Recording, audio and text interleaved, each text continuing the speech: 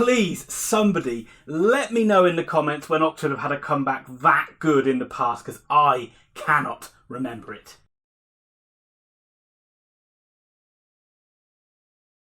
Hello everybody and welcome back to Very Biased Opinions. It's time for another review of another Oxford United game. Today, the Yellows travelled away to Shrewsbury, or Shrewsbury, depending on how you want to say it. Jumping into some team news, there were two pretty standard changes for Oxford United, to be honest.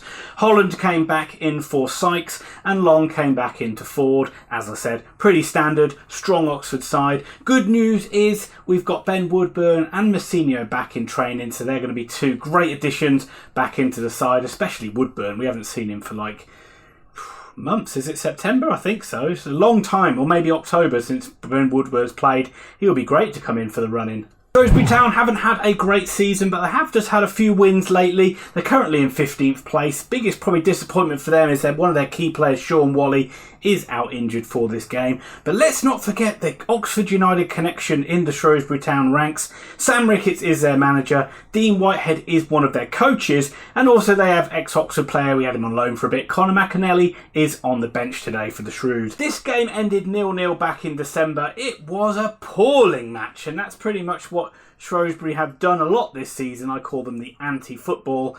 So you'd expect this one to be tight, you'd expect it to be difficult, but we're on a 4-game winning streak and we've had a week off. So what could go wrong?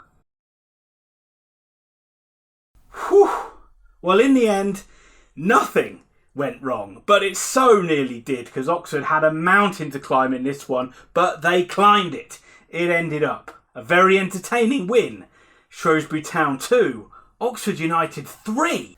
So a win is a win, but by God, Oxford went about it the hard way. Oxford actually started the game quite well, but it was the Shrews who took the lead after 12 minutes, and it was a pretty basic goal, really. It was just a long ball over the top, and it was a doe. I'm really sorry, I don't know how to pronounce his name, but he got there ahead of the defenders and ahead of Eastwood, and he put Shrewsbury 1-0 up.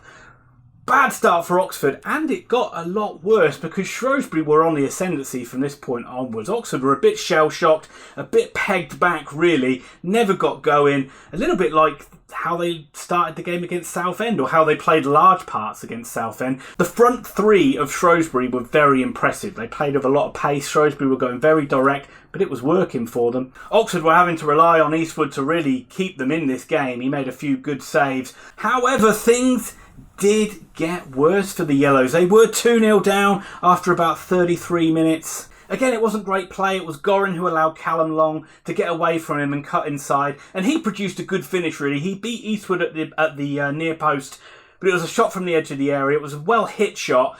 You're always going to have question marks over Eastwood on that one, but he played so well in the game. Let's give him the benefit of the doubt, shall we, and just say it was a good strike. But we're 2-0 bloody down. How are we going to get back into it? But thankfully, Shrewsbury Town allowed us back into the game, because literally from the kickoff, Oxford played the ball forward. It broke out. There was a 50-50 ball. Vella from Shrewsbury was just a little bit late getting to it.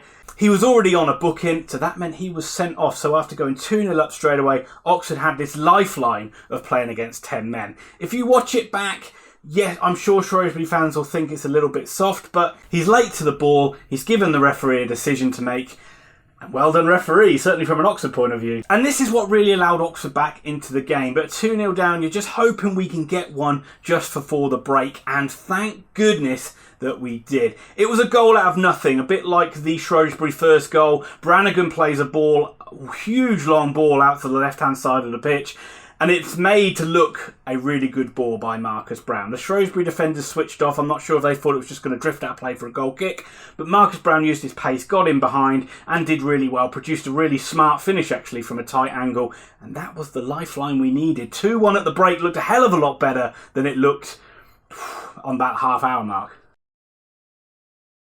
Second half against 10 men was really Oxford in the ascendancy for the whole game. It was attack against defence. Shrewsbury looked okay at times on the break, but really this was just a matter of whether Oxford could get the goals they needed to make it 5 wins in a row. They had to wait until the 59th minute to get that equaliser, and it was Dan Agyei. It was virtually one of the first touches he'd had after coming on. Well done, Carl Robinson. good substitution, that. But he looked like he was running down a dead alley, really. He was on the edge of the box going nowhere, and he cuts back inside and just slams it into the top corner. A fantastic curling finish at pace. Back to 2-2. There's only going to be one winner in this one, surely. But as the minutes ticked down, it looked more likely that this one would end 2-2 than Oxford going on to get a winner. Yes, Oxford had a lot in the ascendancy, but we were just failing to convert from the many set pieces that we have, which has been a problem throughout the season. But on the 87th minute, that is how long we had to wait. Was that pretty similar to how we scored against Southend? I think that one might have been a little earlier. Oxford did manage to score from a set piece. Hallelujah! It was Marcus Browne with a fantastic ball in, and there was Josh Ruffles, Mr. Oxford United himself, to head past the keeper to make it 3-2. The away end going absolutely crazy.